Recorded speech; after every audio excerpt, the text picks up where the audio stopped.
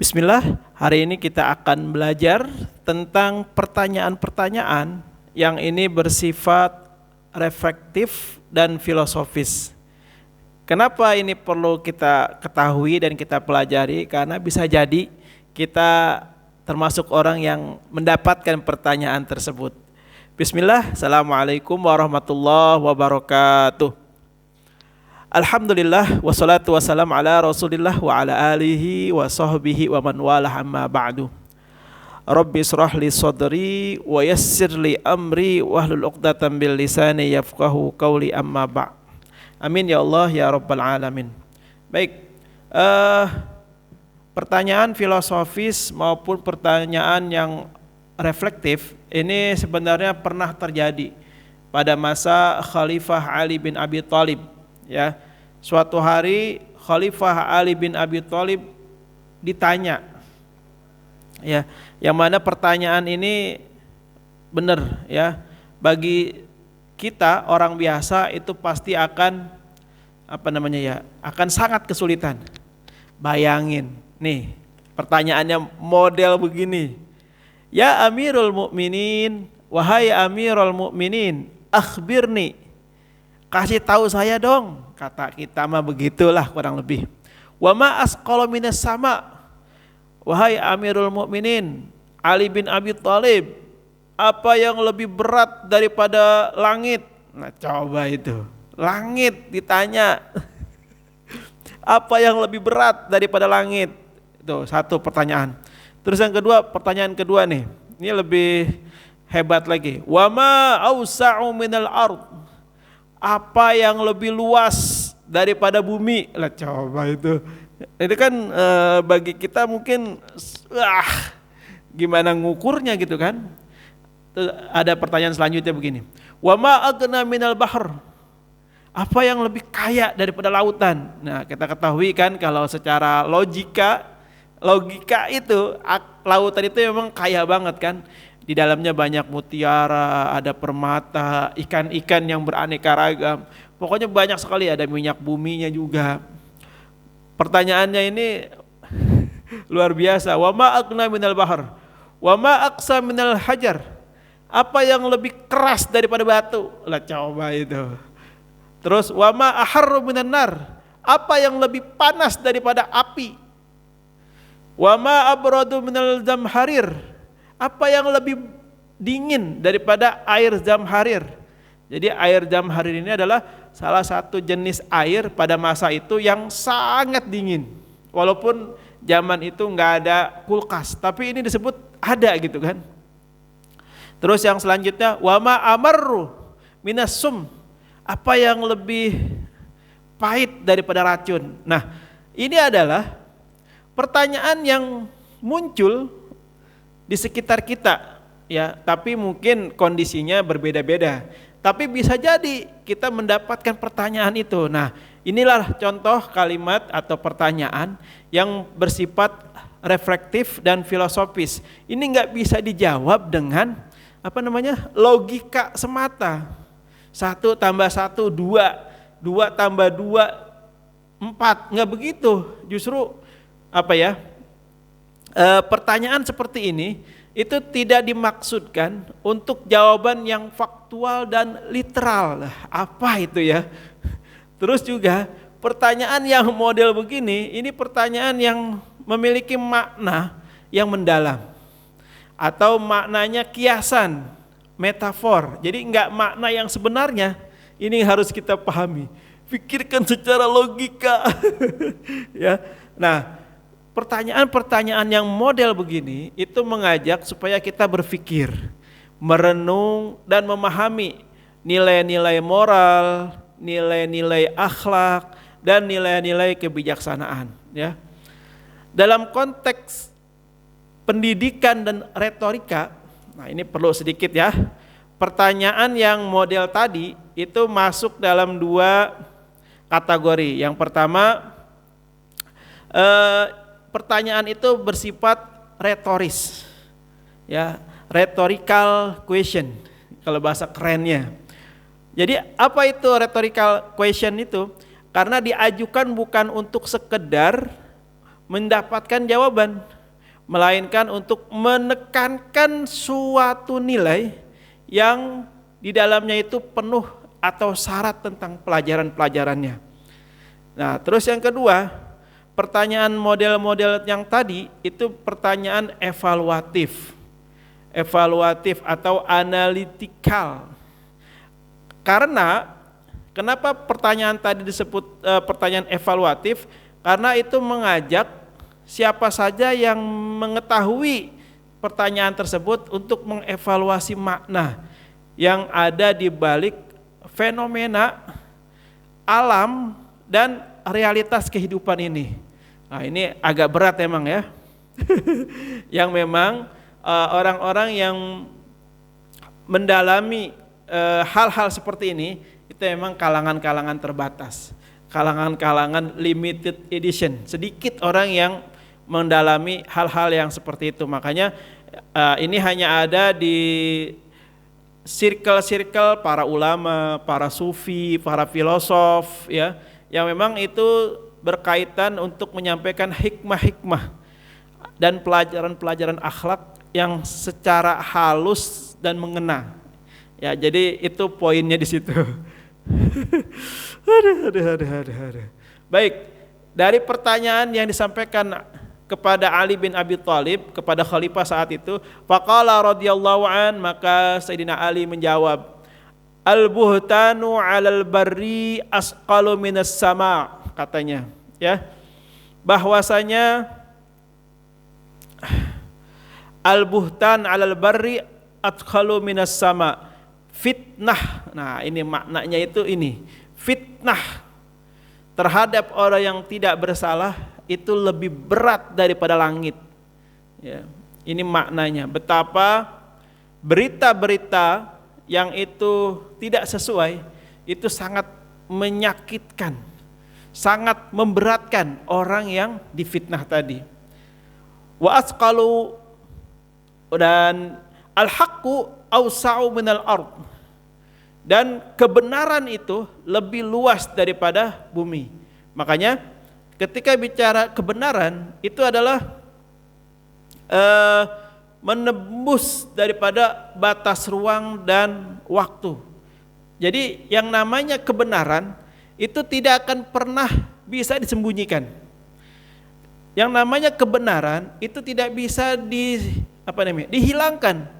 Dia akan ada pada waktu yang tepat, pada saat yang tepat. Makanya dia menembus ruang dan waktu. Ya, kalau kita lihat nih kasus-kasus yang terjadi, banyak sekali ya yang sudah bertahun-tahun muncul lagi, ada lagi.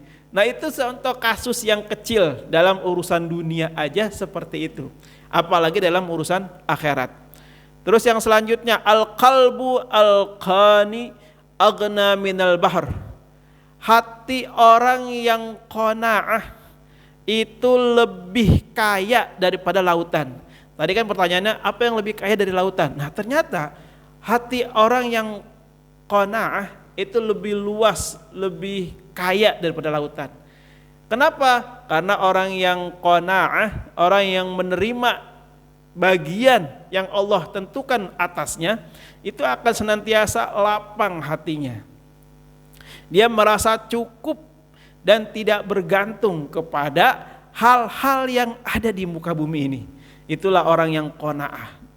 Makanya dia akan sangat kaya, sangat luas, sangat lapang hatinya. Qalbul munafik aqsa minal hajar. Tadi kan apa yang lebih keras daripada batu? Maka yang lebih keras daripada batu adalah qalbun munafik. Hati yang di dalamnya ada sifat munafik. Nauzubillah, summa nauzubillah. Ya Allah, jauhkan hamba dari hati yang munafik. Kenapa? Orang yang memiliki hati yang munafik itu akan menolak kebenaran. Semua nasihat tidak akan mempan. Semua nasihat tidak akan diterima oleh dia. Jadi orang yang memiliki hati munafik itu dia merasa benar, merasa di atas awan, merasa dirinya itu ya paling hebat, itu orang munafik. Dan merasa benar terus, merasa yang lain salah. Nah, ini nauzubillah summa nauzubillah. Dan kalau dinasihati orang yang memiliki sifat munafik itu nggak akan menerima nasihat. Makanya hati-hati nih. Kalau kita dikasih nasihat sama orang, minimal ucapkan terima kasih. Setelah itu perbaiki. Nah, itu namanya bersih dari hati yang munafik. Nah, terus yang kelima, al-sultanul jair aharru minan nar.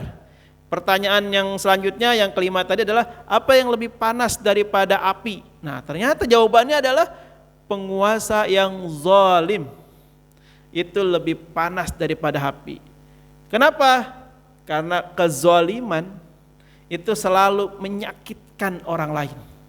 Ingat, kezaliman itu selalu menyakiti orang lain, baik dari segi fisiknya, baik dari segi perasaannya, baik dari segi mentalnya, baik dari segi sosialnya. Semua yang bersifat zalim itu akan sangat menyakitkan. Makanya orang yang zalim sama orang yang berdosa itu jauh berbeda, ya. Kalau orang berdosa itu biasanya cukup istighfar, sholat tobat, minta ampun, nggak ngulangin lagi, diampunin sama Allah. Selesai itu, ma'fu anhu, selesai, dimaafkan sama Allah. Kalau berdosa. Tapi kalau orang yang zalim itu tidak bisa dengan istighfar, itu tidak bisa dengan sholat tobat saja, tidak bisa. Kalau zalim itu wajib minta maaf kepada orang yang dizalimi. Selesaikan dulu urusannya di dunianya, selesaikan dulu permasalahannya, selesaikan dulu yang memang menjadi bentuk kezalimannya itu. Biar orang itu rela, orang itu ikhlas, orang itu ridho. Kalau yang dizalimi sudah ikhlas, sudah ridho, sudah rela, baru istighfar, baru sholat taubat, baru minta ampun. Nah, itu baru selesai urusannya. Tapi kalau zalim tidak minta ikhlas, tidak minta ridho, tidak minta rela dari yang dizalimi, sampai hari kiamat demi Allah akan dipertanggungjawabkan, akan ditanya sama Allah. Ya, itu tentang zalim. Makanya hati-hati. Jangankan penguasa, kita aja nih orang sivil, orang kecil, orang biasa, itu kalau berbuat zalim, Nauzubillah summa nauzubillah, ya Allah, jauhkan ya Allah, jauhkan ya Allah. Jangan sampai kita berbuat zalim. Jangankan ke orang lain, ke diri sendiri aja itu enggak boleh berbuat zalim, ya. Itu yang kelima. Yang keenam, al-hajatu ila al-bakhil abradu minal zamzarir. Ya, tadi kan ini terkait air yang paling dingin selain zamzarir. Nah, ternyata yang lebih dingin lagi adalah seseorang yang ketergantungan dengan orang yang kikir, yang bakhil. Udah mah orangnya bakhil, kita ketergantungan sama dia. Nah, itulah kondisi yang paling dingin. Nauzubillah summa nauzubillah, ya. Itu orang perlu ke psikolog kalau yang begitu, ya. Udah tahu orangnya pelit, udah tahu orangnya bakhil, kita bergantung sama dia, ya susah dah itu dah, ya. Nauzubillah summa nauzubillah. Yang ketujuh, as-sabru indal musibah amarru minan sommi. Sesungguhnya kesabaran ketika tertimpa musibah itu lebih pahit daripada pahitnya racun. Kenapa? Karena orang itu seringkali ketika mendapatkan ujian, mendapatkan musibah, katakan, itu sangat merontak. Ya, dirinya itu berontak, mengapa begini ya Allah, saya salah apa ya Allah, saya sudah berbuat apa ini ya Allah, kenapa sampai seperti ini ya Allah. Nah, itu salah satu sebuah kondisi yang menyalahkan takdir Allah Subhanahu wa taala. Makanya orang yang sabar itu lebih pahit daripada racun itu sendiri. Ya. Jadi kesabaran itu memang pahit, tapi balasannya sangat tinggi. Balasannya sangat dahsyat. Makanya sedikit orang yang mampu berbuat sabar secara benar.